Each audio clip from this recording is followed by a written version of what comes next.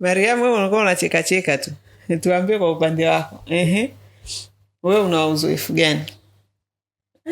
Mimi hapa kazi za ndani. Kazi za ndani. Wote hapa ni kazi za ndani. Hakuna aliyekuja kutafuta kazi za hoteli. Wote ni kazi za ndani. Wewe uzoefu wako ukoje? Unajua kazi au na wewe ndio umekurupuka huko, ulikuwa umeolewa, umetelekezwa, sasa mbio mnakimbilia hapa? Wengine wanakuwa wanaishi na wanaume, wanafukuzwa, hawana pa kwenda, wanakimbilia dada center. Vipi kwa upande wako? Umetokea wapi? Umetusikia wapi? Mimi ni wa Dodoma, lakini nilikuwa nakaa hapa, nakaa Goba. Goba. Kwa nani? Kwa mama mdogo. Na aliyenionyesha hapa ni dada yangu, mtoto wa mama mdogo ndo alikuja hapa kipindi na yeye. Alishakuja kufanya kazi? Alishakuja kufanya kazi hapa kwa mwaka mmoja. Ndio tukawa tumefungua duka la nguo tunauza pale. Sasa mchango wangu ulikuwa kidogo. Mchango wako kwenye hilo duka? Ndio akaniambia nikupeleke sehemu ambayo nilifanya. Nikapata mtaji. Uje tuendeleze. Na wakanileta hapa. Wakanikabidhi ndio wakaondoka. Okay. Kwa wale kuleta alishafanya kazi na sisi. Ndiyo. Na mtaji alipatia hapa. Na sasa ana duka. Anauza nini? Nguo za mtumba za dukani. Za dukani. Na biashara inaenda vizuri. Inaenda tu vizuri. Kwa sasa wewe lengo lako na wewe nguo. Unataka kuuza nguo. Kwa hiyo umekuja kutafuta mtaji. Unatafuta kama kiasi gani? Nikipata mimi na watu nikipata kuanzia hata 600. So kwa 600 kwetu sisi ni yani sisi makadirio ya chini mtu anapata 1,800,000 kama akifanya kazi mwaka mmoja. Kwa sababu sisi tunafanya kazi mwaka.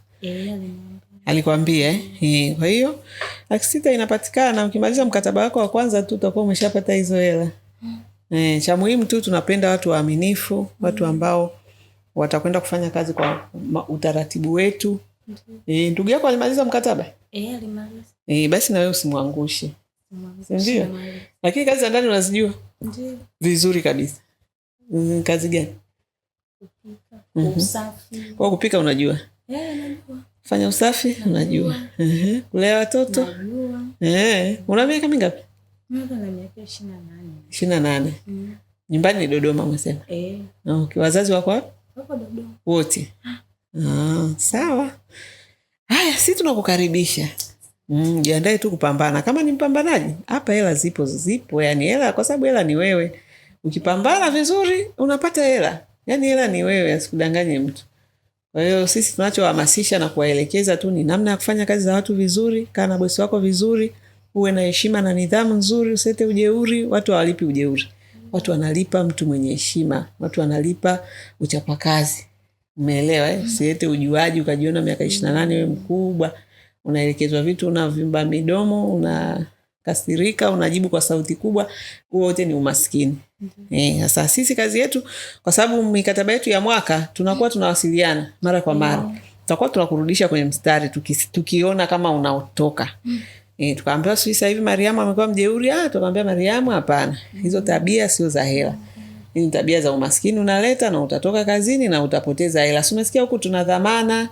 Inabidi uweke kwa sababu si hatutaki longolongo. Hataki kupoteza muda. Umeelewa? Karibu. Nimefurahi umeletwa na mtu ambaye ni shuhuda. Yaani sio kwamba unakuja kubahatisha. Ushaona mtu kaanzisha biashara yake kupitia hichi kituo. Manake alifanya kazi kwa nguvu zake, Mungu akambariki akapata hela. Na wewe hivyo unaweza kufanya. Sasa cha muhimu tu tuende na makubaliano tunayokubaliana, ule utaratibu ambao tumeuweka ili mabosi wafurahi. Mtu aseme jamani nashukuru mmenipa dada Mariamu.